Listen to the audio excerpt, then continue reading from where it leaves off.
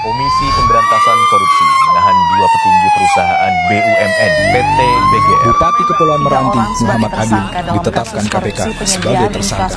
Mega kembali menahan dua tersangka kasus dugaan korupsi penyaluran bantuan sosial atau bansos beras untuk penerima manfaat dan program-program harapan dari Kementerian Sosial. Assalamualaikum warahmatullahi wabarakatuh. Halo guys, aku Risa Desani Rizkia. Aku lagi ada di salah satu universitas di Bandung, yaitu Universitas Pendidikan Indonesia. Nah, seperti yang kita tahu sebagai masyarakat Indonesia, kasus korupsi Indonesia itu sangat marak dan banyak banget dilakukan oleh pejabat-pejabat tinggi. Maka dari itu di sini aku akan bertanya atau meminta tanggapan kepada salah satu mahasiswa dan mahasiswi di UPI. Sebenarnya di sini banyak banget guys mahasiswa yang lagi pada jalan, cuman mungkin kayaknya aku mau nanya ke Akang Tete yang di sana deh. Ayo let's go. Sebenarnya aku takut banget guys. Halo Kang Tete. Hai. Aku boleh ikut gabung nggak? Boleh. Oke guys, sekarang aku sudah bersama salah satu mahasiswa dan mahasiswi dari Universitas Pendidikan Indonesia. Halo Kang Tete. Hai. Mungkin perkenalan aku dulu kali ya. Perkenalkan aku Risa Desani Rizkia. Boleh dari Akangnya perkenalan mungkin? Aku Nur Khalid Majid dari Prodi Ilmu Hukum. Ya. Aku Fazar Rahmatika dari Prodi Ilmu Ekonomi dan Keuangan. Wah, Kang Tetenya keren-keren banget ya guys. Di sini aku mau melakukan studi kasus mungkin ya untuk mahasiswa Universitas Pendidikan Indonesia ini sendiri. Seperti yang kita tahu bahwa Indonesia tuh sedang marak kasus korupsi. Nah, aku tuh mau nanya nih tanggapan Akang dan Tetehnya untuk kasus tersebut sebagai mahasiswa aktif. Gimana sih tanggapannya, boleh dari Akangnya dulu? Sebelumnya teh yang pengen aku tanyain kasus korupsi yang mana nih? Karena kasus korupsi di Indonesia tuh lumayan banyak ya. Karena ya udah hal biasa lah korupsi di Indonesia. Jadi yang pengen aku tahu kasus korupsi yang pengen Teteh angkat tuh yang kasus yang mana gitu.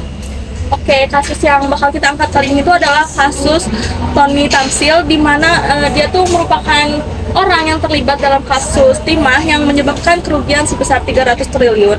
Tapi dia cuma dapat hukuman selama 3 tahun penjara dan denda 5.000. Itu kan sangat tidak berdasarkan undang-undang ya, Kang. Terdakwa kasus korupsi timah senilai 300 triliun rupiah, Tony Tamsil alias Ahi divonis 3 tahun penjara dan denda 5.000 rupiah. Vonis ini lebih ringan dari tuntutan jaksa penuntut umum, yaitu 3 tahun 6 bulan penjara. Gimana menurut pandangan Akang? Si Tamsil, oh ya. Kasus si Tamsil ini emang apa ya? Agak membakar amarah para rakyat Indonesia. Kalau dari pandangan aku dulu ya, dari pandangan aku sebagai mahasiswa dan rakyat Indonesia, apa yang telah dilakukan oleh si Tamsil ini, yang tindakan yang dia lakuin udah ngambil duit negara, udah korupsi, itu tidak sesuai dengan kebijakan yang pemerintah kasih. Sedangkan yang tindakan yang telah dilakukan oleh si Tamsil ini tuh merugikan rakyat Indonesia, merugikan negara. Karena 300 triliun itu bukan nominal yang kecil kan. Akan tetapi kebijakan pemerintah itu akan kasus ini tuh tidak sepadan gitu. Jadi wajar lah kalau rakyat Indonesia agak marah. Dan juga si Tamsil ini cuma dapat hukuman denda 3 tahun apa 6 tahun? 3 tahun, Kang. 3 tahun penjara. Dan menurut aku tuh kayak apalah pemerintah tuh kayak kurang bijak dalam menanggapi hal ini. Jadi harusnya pemerintah tuh lebih bijak lagi untuk menanggapi kasus ini, karena kasus ini tuh merugikan banyak pihak gitu. Udah pihak rakyat Indonesia, pihak negara yang secara makro gitu. Jadi itu mungkin itu aja sih dari pandangan aku.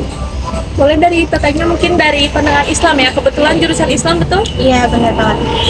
Mungkin kalau dari pandangan Islam sendiri udah jelas ya kalau semisal korupsi itu merupakan suatu hal yang dilarang gitu dan hukumnya haram.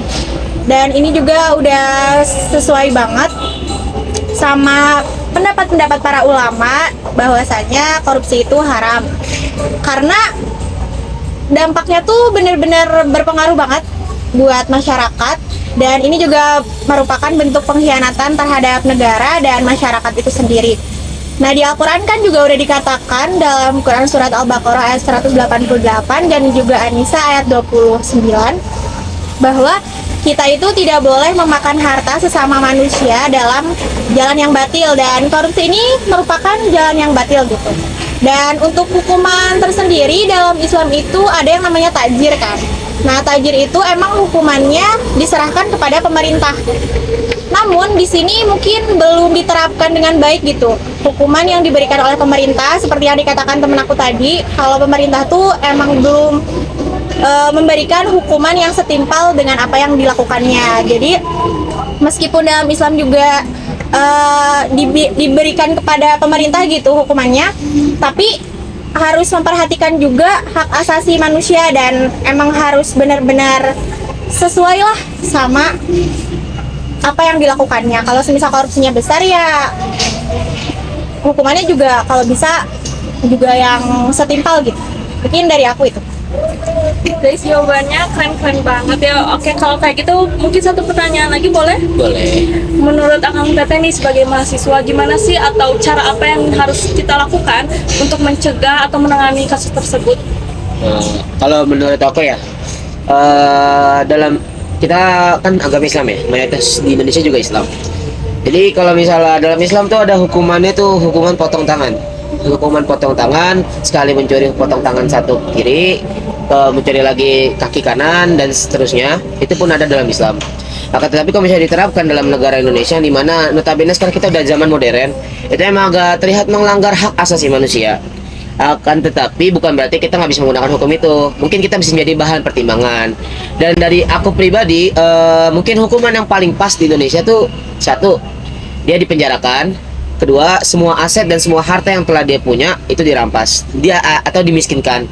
Mungkin hukuman yang menurut aku setimpal lah dan harus dilakukan pemerintah untuk menanggapi kasus korupsi. Mungkin sekian. Oke, mungkin karena jawabannya sudah cukup memuaskan, sudah disudahi aja ya Akang Teteh untuk katanya. Terima kasih dan mohon maaf mengganggu waktunya. Oke. Boleh say goodbye dong? Dadah. Oke guys, balik lagi sama aku.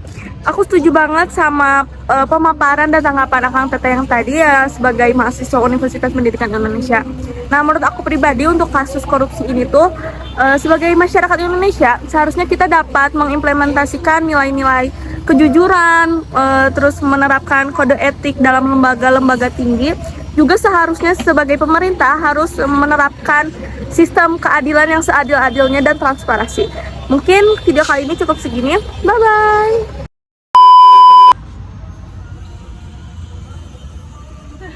Yang lagi TP maksud tuh kasus korupsi.